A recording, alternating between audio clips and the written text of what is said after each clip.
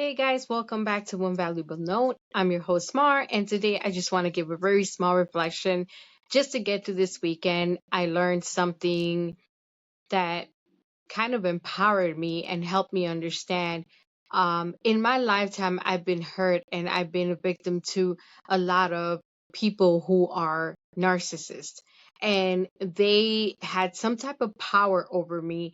And the problem was that later, when I got away from those people, I started in my new relationships or my friendships or, with my family or whatever it was, I ended up starting to see the same traits of what I picked up from these people. And I was afraid because I would ask myself, am I a narcissist? And, I would have some people fight back with me and they would tell me, you are one. But I knew that I wasn't because in my mind, I wasn't intentionally trying to hurt. So, um, I learned that there is a difference between narcissist and I gotta read it because I wrote all this down, and an avoidant. And I learned that there's a difference. A narcissist, they come to the problem intentionally trying to hurt. They know. They learn your ways of moving, they learn your ways, they learn who you are, and they entice you at the beginning, they go through that honeymoon stage with the purpose of controlling you and hurting you in some way, controlling the relationship. And avoidant, on the other hand, even though they have similar personalities, is not the same because an avoidant comes in, you know, um, wholeheartedly with the intention of wanting to start a relationship, with the intention of wanting to trust. And the problem is that at some point they pull back. Okay, they pull back not with the intention of hurt, but they pull back because they themselves are afraid of getting hurt. So a lot of the times the avoidant tends to sabotage the relationships, or they tend to sabotage the situation in their lives because they're afraid of getting hurt. They feel like they put themselves out there too much, and therefore they have to put a wall in front of them. So I was able to write down a few things that I wanted to share with you guys because I just thought that it was like the most amazing piece of like information that I got. Because if many of you are like me, we tend to have fallen into the hands of somebody who really hurt us, of somebody who continuously kept putting the fault on you, continuously kept saying that you were the wrong one, you were the one that was trying to dominate the situation. They made themselves the victims and made you look like you were the wrong one. And for a long time, I was being manipulated in that sense because I felt like I had to walk on eggshells. I felt like I couldn't opinionate. I felt like I couldn't be myself around certain people because I needed to please them. And an avoidant, that's what they do. They're a people pleaser, and therefore they give too much that it gets to a point where they can't, trust anymore. But an avoidant, we tend to live in a survival mode. And I've always told my husband this. I'm like, I don't know why. I just always feel like I'm in survival mode. I always feel like for some reason that I feel like I'm like literally picking up things or saving things, or in my mind, I'm always on the lookout. You know what I mean? I always tend to put a wall up. I always tend to not trust people. I always tend to sit there and observe, the area and what's going on. And that's me being a survival mode. And I keep telling myself I'm an avoidant because for a long time, like I said, I thought I was a narcissist. And no, I was not. I knew I wasn't. But I would have people telling me that I acted something similar. And I guess that just sometimes people don't know the difference between that.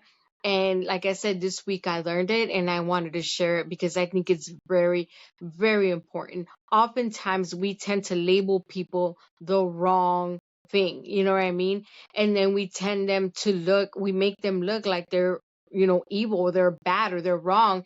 And in reality, they're not. It's just that they are literally in survival mode, behaving like whoever hurt them, just in a sense, because they just, that's what they know, that's what they learn to protect themselves.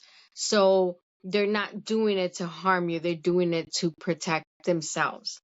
And um they are definitely emotional dysregulation. There's emotional dysregulation there.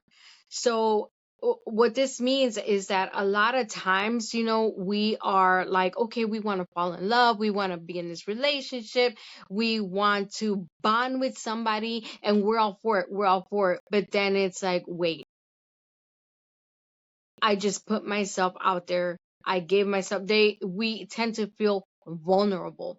And what happens is that for us, that feels like it's a weakness. So we feel that, it's just best sometimes that we want to bond with somebody, but at the same time, we don't. Why? Because we feel, well, if I put myself out there, if I give emotionally, if I talk about it, if I just put myself in the situation of a friendship, relationship, whatever, partnership.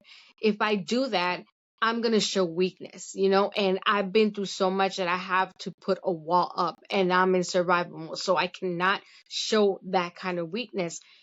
And you know what? I learned that that's exactly what I have been going through.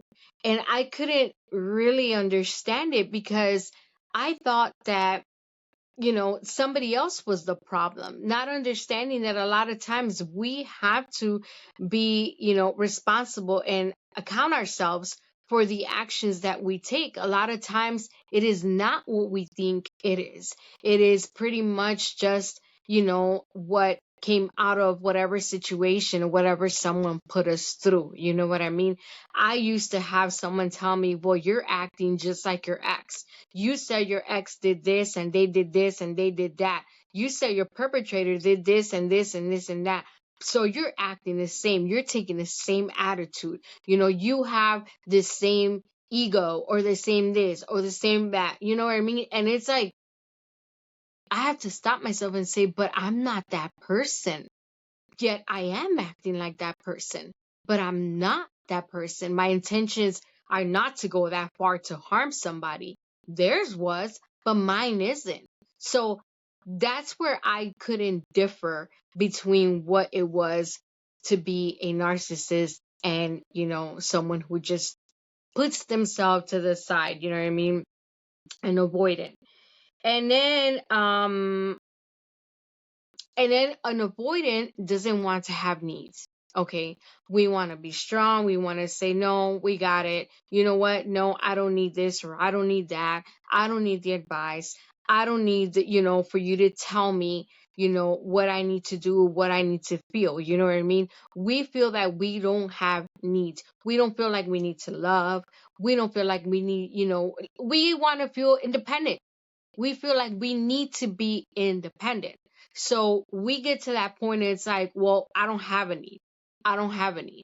You know what I mean? So, avoidants tend to do that. You know what I mean? Act like they don't have needs. Like again, it's a way of survival. It's a way of putting a wall up. It's a way to defend yourself. You know what I mean? And not to be vulnerable. And then, again, the last one is they unintentionally hurt you. So a lot of times, an avoidant, we don't understand that we might be hurting you. Okay, like I said, it could be things like, I call it tough love. I say, well, I'm gonna get you tough love, I'm gonna give you tough love because it's what I know, it's what I learned. And that's the thing, that's exactly what I learned tough love. So I feel that that's the way to share because it's how I learned. You know what I mean? Again, I want to be independent. I want to be in survival mode. I want to show you how to survive. So the way I'm going to show you how to survive is to have that tough love. Am I trying to hurt you? No, I'm not trying to hurt you, but I am trying to show you so you know how to survive. And that's the thing. we need to let people be. Okay. I need to let people be. All right. Not everybody is the same. And I'm going to stress myself so much to the max if I try to come in and change somebody. And that's the thing, that a lot of times that's what I do. Okay. I feel like I need to change somebody, into what I am, because it's what I learned and it's how I've gotten by in life. And see, I can't do that. Okay. I cannot be the narcissist which says, oh, well, I'm going to go ahead and, find out their weaknesses and this and that, and then later manipulate them whole thing. You know what I mean? That's not what I am. That's not what I do. What I do is, a lot of times I come in with certain knowledge or certain things that I know, and I want to guide somebody. Okay. And it does get to a point where I am frustrated. It does get to a point where I opinionate, and that's okay. There's no problem to opinionate. There's no problem to let somebody know how you feel or how they made you feel. But there is a big difference with wanting to share and communicate. And I think that that's the whole thing here, is that when you communicate, when you open yourself, when you talk, I think that there is a way for the avoidant to allow themselves to retrust, regain love, regain, that bond again. And this is something that I'm working on right now. You know what I mean? But honestly, I really think that this avoidance situations come obviously from trauma. It comes from what you've been in your past. It comes from what your childhood. It comes from whatever it is that was dramatic, that happened in your life, whatever incident it does. Whether it was that you were verbally abused, whether you were sexually abused, whether you were in bad relationships, anything that it was, whether you lost trust with somebody because they hurt you, whatever it was, I believe that that's exactly where it generates from. And we need to learn how to communicate, because relationships are not going to work if we don't work together. If the goal between somebody and yourself, is to be together forever, is to get to that point of trust, is to get to that point of surviving together, you both have to come in agreement that the avoidance has to kind of go back. You both have to come to the agreement where you have to learn how to trust each other, how to love each other, how to care for each other, communicate, and mostly how to forgive each other. And that's what I learned this week. And I'm so happy to share this with you guys. So if you feel like someone needs to hear this message, please share, please like. Thank you guys so much for following One Valuable Note. Again, I am your host, Mar. God bless you guys.